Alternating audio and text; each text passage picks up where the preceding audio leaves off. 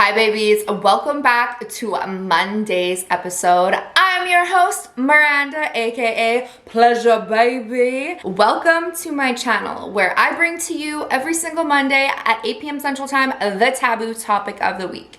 And what is on the menu today? Well, it's how to respond when your partner can't get hard or cannot stay hard. Because this is something that I've been asked a lot about. And a lot of shame is around the person who can't keep an erection or can't get an erection, and a lot of shame is also put on the partner that is trying to please the penis owner. So we're going to talk about kind of the run through of what potential possibilities are and how to deal with the situation when and if it happens. But first, I would like you to take this moment to give this video a thumbs up and make sure you subscribe to my channel so that you never miss a Monday episode. Now let's get to the shit that you guys came here for. Lego. So erectile dysfunction, also known as ED, which is like a short, obviously abbreviated version of that, which is what I will be calling it in this video, manifests itself in two different ways. Either it's tough for your partner to get an erection, or it can be tough for your partner to stay erect. But this is all incredibly common. Statistics point to at least half of men will experience erectile dysfunction at some point in their life. Either way, it can be confusing as hell for you as the partner trying to please, or it can be just extremely stressful for the penis owner themselves. But what we're gonna do here is we're gonna bring it back to the POV style, the personal point of view from the person that is trying to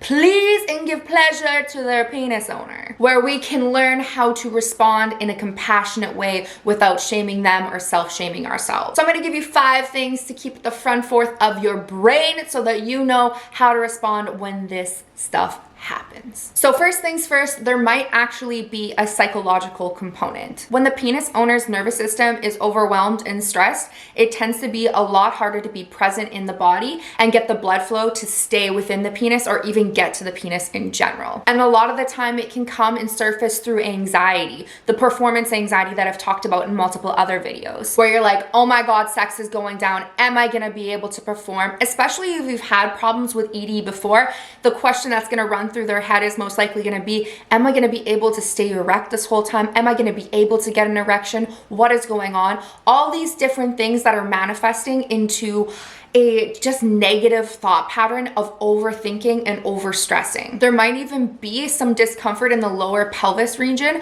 where the penis is, and maybe that could be quite triggering, which is exactly what's gonna lead me to number 2. To remember that genital response and sexual and sexual arousal aren't always going to be the same thing and always on track with each other. As we know from tons of research done in the sex world, in the sex community, hardness and wetness isn't always going to be a sign of arousal. You could be super turned on and your body is just not responding in the way that you think it should, meaning you're not getting hard or you're not getting wet. There's a discorrelation that's happening. That is why they made lube, and that is why we have things to help you with erectile dysfunction. Or on the flip side of things, you could suddenly have a raging boner out of nowhere or just be dripping wet and not be turned on at all. Our sex organs are very much so like any other organ in our body.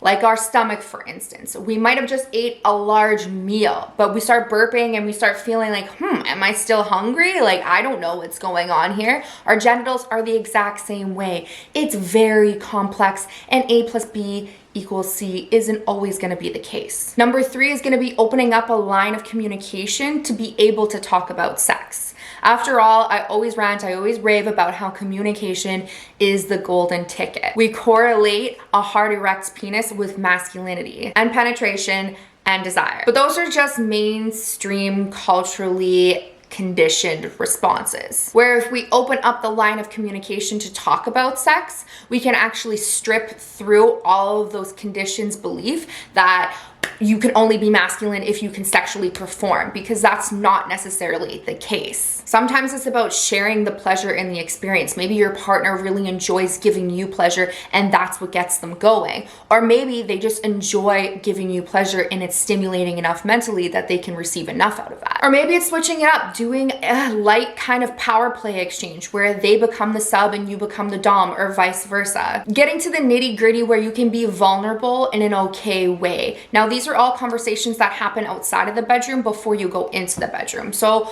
maybe you're having a dinner or whatever it might be, but your timing, your turf, and your tone is going to be really, really, really important. You don't want to be attacking your partner. You don't want to be on your way to maybe like a friend's place or whatever and pick this argument up, because argument is coming from your tone, the way that you approach it, and the wording that you choose. So when you talk about sex, you're doing it out of a place of care, nurturing, and you're wanting to learn about how to please your partner and how to communicate and bridge that gap in between you guys to figure out, what do you like? How do you like to be touched? Is there anything that I can do to help you feel more comfortable in your body? Maybe I can release your stress, or maybe there's something that we can do together to help release your stress. I get it. These conversations can be intimidating and feel a little bit tough, but you have to break through that barrier to want and get better, pleasurable, more mindful sex. It opens the door to a whole nother world where your intimacy just can grow and you can step right into your pleasure. And oftentimes, this type of communication about sex is what expands you as a person and expands your partner and your intimacy and your connection.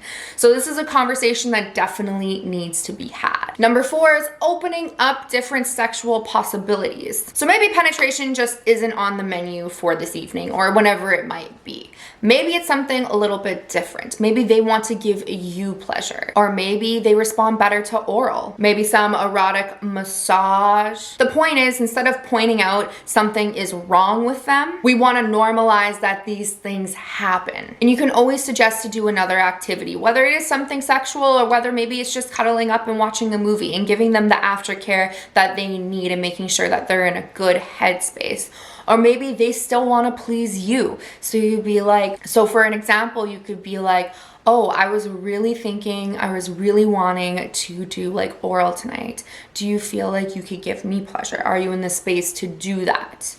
And you can always toss the idea out and just be open that if it comes down and they don't want to do it because they're not in a good headspace, then that's fine. Then that's when you move into aftercare. Don't sit there and pout about it. This is something that we need to talk about, and we can talk about in the later, which is exactly what I talked about communication and the last one. Wow, I should have organized this better. Or where I did this one and then communication, but I didn't. So like, you know, welcome to ADHD life of Miranda. But what I was saying is just to remember that sometimes just taking penetration off the table and just exploring with like toys, or just communicating on maybe like dirty talk or different ways to turn each other on without the expectation of orgasm and without the expectation of erection or wetness, then that can be kind of like the gateway that you can take, and then it might just be all it needs for you to get erect or for them to get an erection. And last but not least, number 5, it is not you. Stop blaming your physical appearance. Stop blaming something that you said. Stop blaming yourself for what is in front of you. This isn't happening because your partner isn't attracted to you. Like we stated, a large part of ED is gonna be psychological.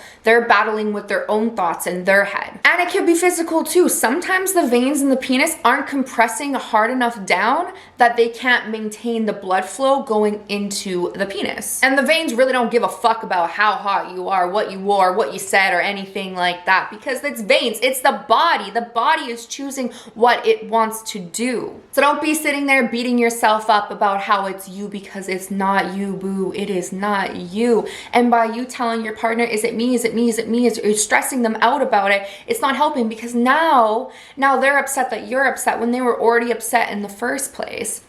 Now, all feelings are valid, but I mean, if you need to express that, hey, like, was it me? Allow them to say no and then move on. Let it go, because they confirm that it's not you. Don't keep pushing and pushing and pushing, because they're already in a really uncomfortable space.